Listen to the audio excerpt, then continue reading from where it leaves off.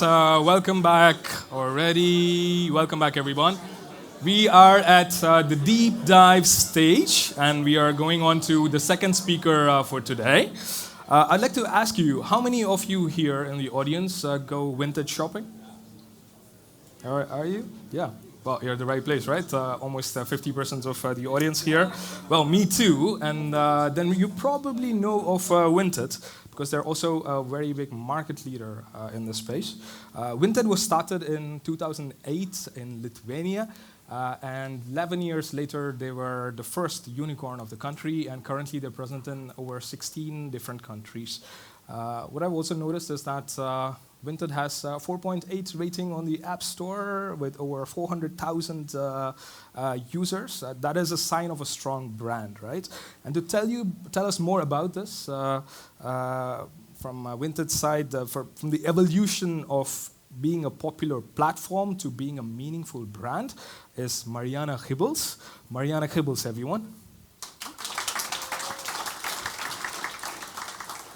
Hello, everybody. I'm here on behalf of my colleague Andrew Smith, who's our brand director, and who unfortunately, due to personal circumstances, couldn't be here with us today. So forgive me for my notes, because I'm taking over his presentation, and brand is not my specialty. I'm actually the sustainability director of Vinted. Nevertheless, super happy to be here, and I'll try to take you through the Vinted brand story as the best of my abilities, but if you have any questions, let me know. So this is the topic of today. I'm going to show you a little bit how Vinted actually evolved its brand and how we're currently using our brand proposition to launch into different European markets every time we grow. So Vinted, super happy to see that so many of you are Vinted buyers. Who's a Vinted seller? That's still a nice number, because those are often a little bit lower. And I'll share with you that our flywheel actually works because we attract sellers first. So thank you for moving and building the supply here. Vinted is currently Europe's largest consumer-to-consumer fashion marketplace for secondhand goods. And we are actually in 22 markets at the moment. But yes, founded in 2008 in Lithuania. And we have over 100 million members on our platform. Take you through a little bit of our growth story. We started in 2008. The classic founder story. Our founder Milda had a problem. She had to move into a smaller apartment with a smaller closet.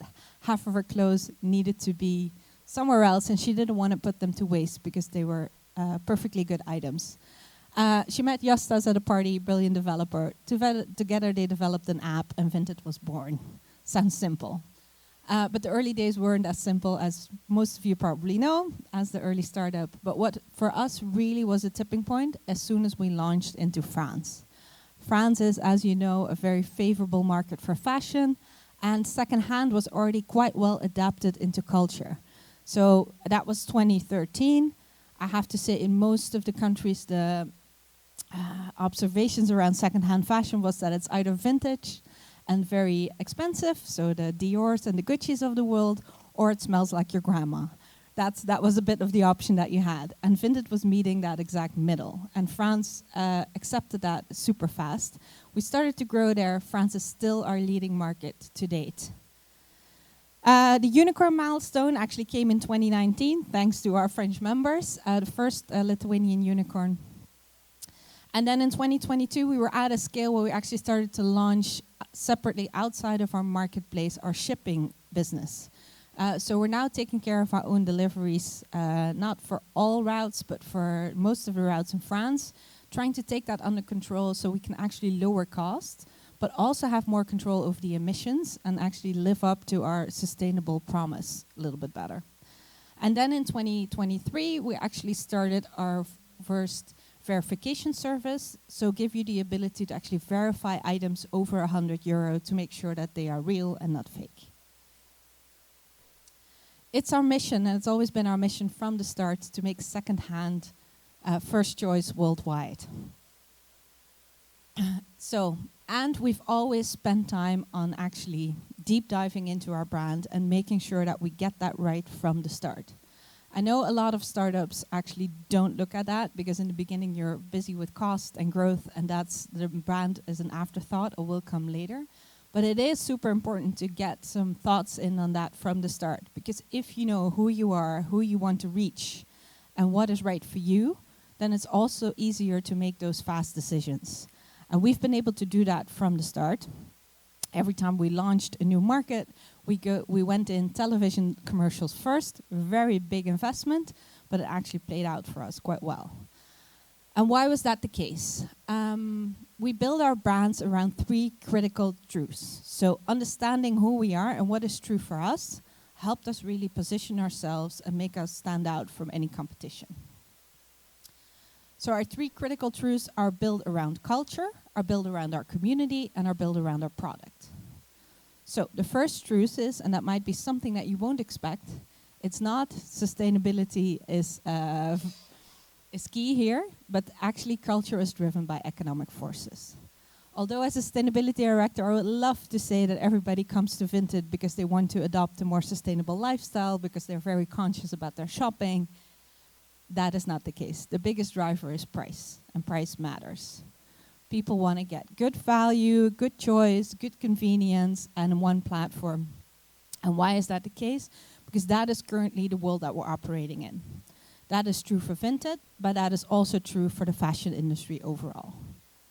Over the past 20 years, the fashion production has doubled and utilization has gone down with 34%. So in short, we're buying more clothes and we're wearing them less. And that has created actually the rise of the ultra-fast fashion brands. And that industry is expected to actually grow to 43 billion in the next 5 years. But on the flip side of that, we have Gen Z also adopting the same cultural force, the same economic forces to go shop Vinted. So secondhand is also on the rise, and that industry is expected to grow onto 77 billion in the next 5 years. Then we're looking at who is our audience. And our audience is actually all of society. I know it sounds simple, but it's not. But we are a brand that has to have the widest relevance possible. Because we are here for everyone that wants to earn, save, avoid waste, buy mindfully, and feel good.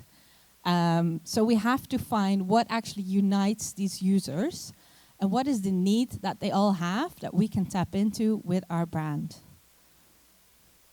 And then we go on to our third truth, which is around our product.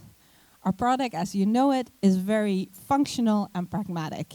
Isn't fancy, isn't doing great, innovative things, but it gets the job done. So you can buy actually with 2 clicks. You can easily search. You can find a nice selection. But specifically for the sellers, take 3 pictures of your pants, put it online, and you're ready to sell. So it's that ease and that functional pragmatism that actually helps us with that.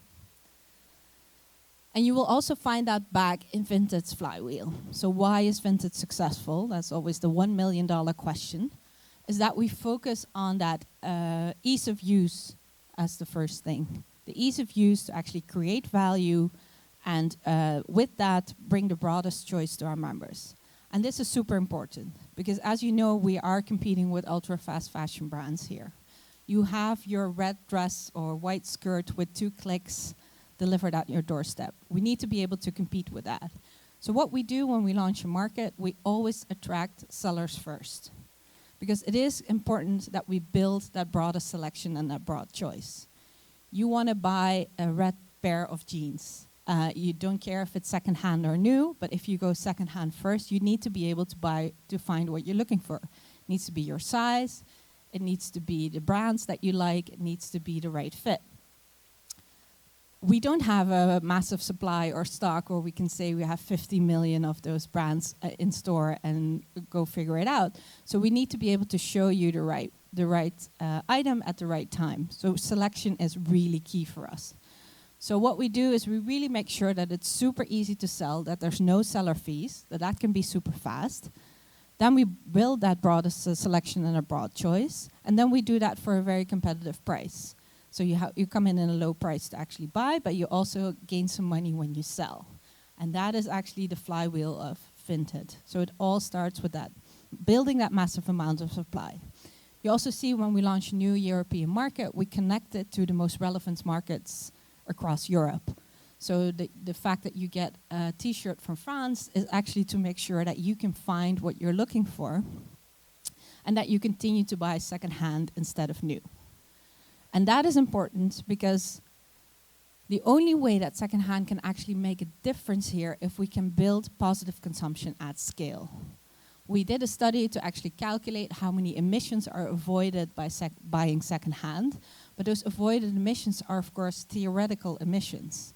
Nothing really happens, nothing's been taken out of the atmosphere because you buy secondhand, but you avoid the need to actually produce a new item. The only way that we're ever going to influence the fashion industry with some real impact if we reach scale. So we say we need to facilitate positive consumption at scale. And with that, we put economic pragmatism at the heart of sustainability. So Vinted is not a brand that's built on its sustainability proposition, but it's really built on the stories of ease. And I'm going to share a little bit on I'm going to share a few commercials from Vinted. And it tells you a little bit the story if we launch in a market first, what's our first message that we put out there, and how did that really advance throughout the years. So first, it's the story of ease. Easy to shop, but most of all, the ease to list. So how do you sell on Vinted?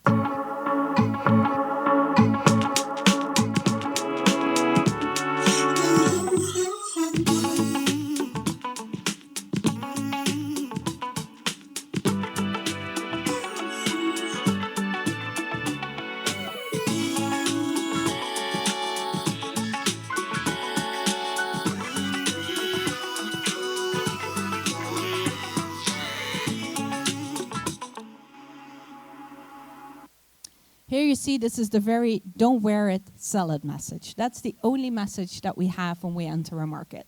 You want to become a seller, help us build that broad selection of supply. Once we've matured a little bit, we start leaning in with stories that actually show, stories that actually show how to best create the value for the sellers because you can earn a buck, but also the value for the buyers. How great are the prices at Vinted? So attracting the buyers comes in later.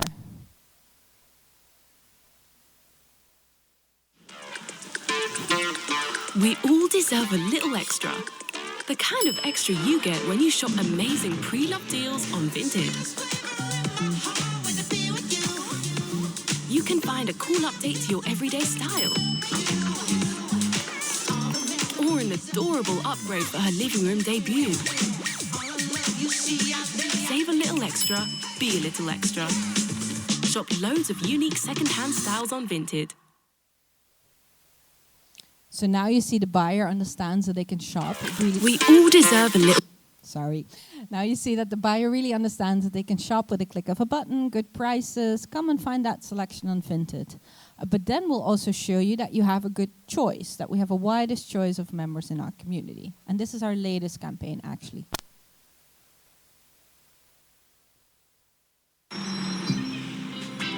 Why sell on Vinted? Well,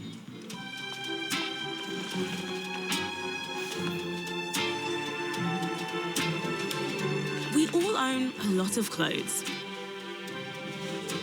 On Vinted, you can make extra money by selling clothes you don't need. Snap, upload, sell with zero fees. Don't wear it, sell it. Download Vinted.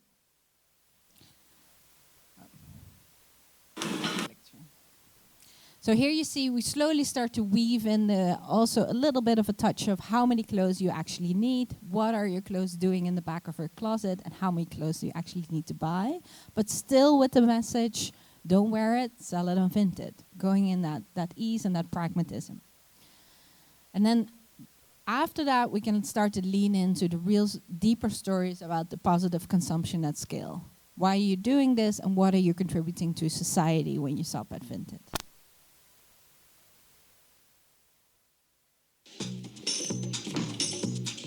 Le mouvement Vinted, c'est vous. Vous êtes convaincu qu'il est possible de trouver l'inspiration chez quelqu'un d'autre, même à l'autre bout de la France. et que nous pouvons faire attention à la fois à notre porte-monnaie et à l'environnement. Merci d'offrir depuis 10 ans déjà une seconde vie aux vêtements. Et ce n'est que le début. Consommez mieux et économisez plus. Poursuivez le mouvement avec Vinted. So here, the real story is start to become part of this movement of Vinted. But this only launches in France, our most mature market, where the brand recognition is already there. People understand how the app works. They understand that we have low prices, and we can start to deepen the message there. That doesn't mean that we want to shy away from the positive impact that we have in the world. We're just very diligent about it, not to go out and shout and greenwash anything. We really invest in understanding what the difference secondhand makes into the fashion market. So we spent the last 3 years actually doing independent audits on the emissions we create and the emissions we avoid, and build a really intensive climate impact report. So every purchase on Vinted currently avoids 1.8 kilograms of emissions.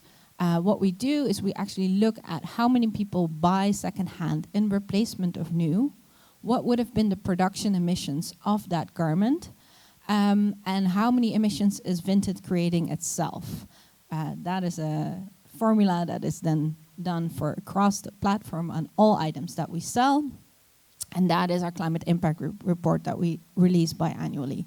So this is really for the deep dive when customers start to see that they want to become part of the movement but want to understand why, that we start leading with that sustainability message. But it is showing that we take this super seriously and we look at our own impact from all angles. And we do that to actually prove the world that secondhand can be a significant force of economic and environmental good. All leading into our mission to make secondhand first choice worldwide, with our brand proposition of Vinted makes it easy for the world to get the most of what it already has. And I want to end this presentation with a quote of Simon Sinek, which is very much in line with our philosophy. Pure pragmatism can't imagine a bold future. Pure idealism can't get anything done. It's the delicate blend of both that drives innovation. Thank you so much.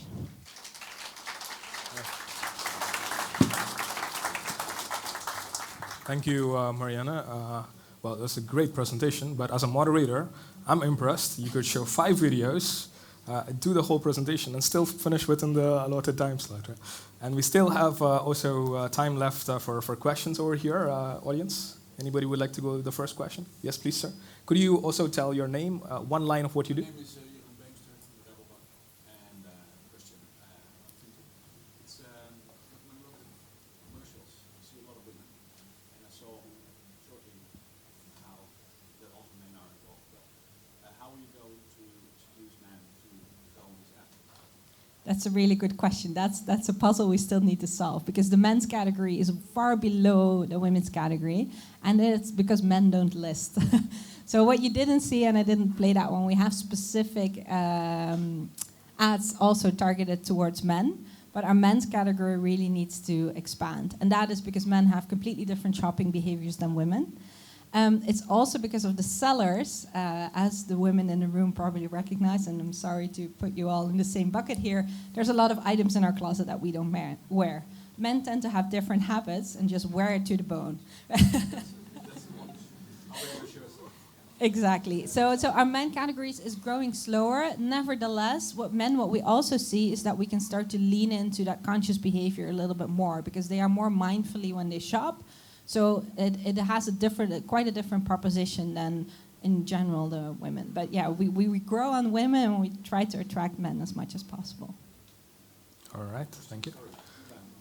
If you don't mind, we'll take questions from others, yeah? Yes, sir.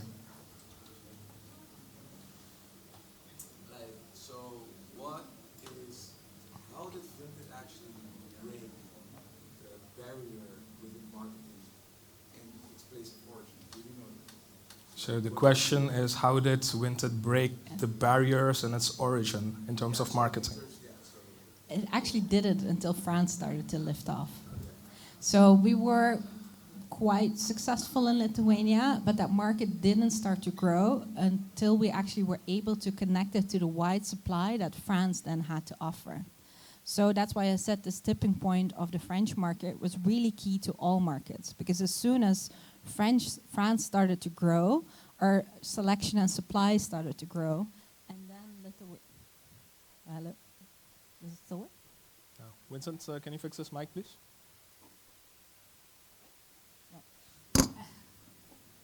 And then that took Lithuania on, and then that launched further into that. So it's really that European connection that is actually key to the growth of Vinted. So being able to use other markets to connect the supply before, so you have your buyers to offer something before you start to attract the sellers from that market. It's different, by the way, in UK, because UK is for us a single market that is not connected due to the cost of shipping that it would take if we would connect it to Europe. And UK, you see, is really slowly picking up. So now it's actually becoming one of our largest markets, but it took us 10 years to get there. So the growth path is just slower. Hope that answers. Hope that answers your question. Yeah, please. How does the trust and safety of your users fit in the whole brand story? Well, that comes into the simplicity and the product use. So the pragmatic product is really making sure that it's safe. So you want to be able to sell and buy fast. So that's the question was, how does trust and safety actually come into play in your brand story? That's into our pragmatic product. So the ease of use very much comes with a basic level of trust that you need to be able to have, that you can buy from an individual seller. That trust is also coming into the fact that you can immediately buy from the seller without having to have engagement and interactions. And in that buyer protection fee. So when that doesn't work out with that individual, we have your back. And that's where sort of that pragmatic approach to product comes in. All right. One last question. Who's going to grab it? Yeah. My question is, maybe not so much relevant, but every company says we're the easiest to use, we are environmental friendly, and you can get the most value at us. I think I've maybe heard like the real value popped off in something situation happened in France, but I think that's not the only case of branding. So my question to you is, are there specific key actions, one I like is keep your why very simple, that you would recommend to other companies to adopt for them to have a growth within their brand? Well, I think that is very much fits into the story that I told about our brand. Make sure that it's built on truth. So we create value is actually true, because you're able to buy for a low price and you're able to make money when you sell. We're not leaning into we are the most sustainable thing that you can do. We're not leaning into we are going to make the fashion industry more sustainable. That is something that we aim for, but that's not certainly true for all the consumers. So we very much understand what their drivers are to shop at Vinted, and we don't shy away to actually lean into that instead of what people might want to hear from us, but not really acting on. So it's that classic attitude-behavior gap. Don't start to lean into the attitudes of your potential customers, but start to lean into the behaviors and what really drives that. So everybody loves to hear that. It's great to shop on Vinted, that you could shop guilt-free. We could lean into that. It's not true, by the way. No shopping is guilt-free, but nevertheless, we could start to lean into that. What we don't, we really focus on what is true for your behavior and why are you here. And I think that's essential. All right. I saw a couple of hands going up, so we'll take one last question. Yes, please. You guys try to prevent or reduce the amount of ultra low fashion, ultra fast fashion products, and if so, how do you do it? The question is, how do you tackle fast fashion? Yes, that's a $1 million question. At this moment, we don't. I have to be super honest with that. Because what you see on Vinted is a representation of what people actually have in their closets today. What we do see, and that's the behavior we would like to, of course, accelerate, is that as soon as people come on Vinted, they start to trade up. So they might come in for that Shein t-shirt for €2, but then they see for €5 that they can actually buy a better brand, better quality, and it's still a good deal.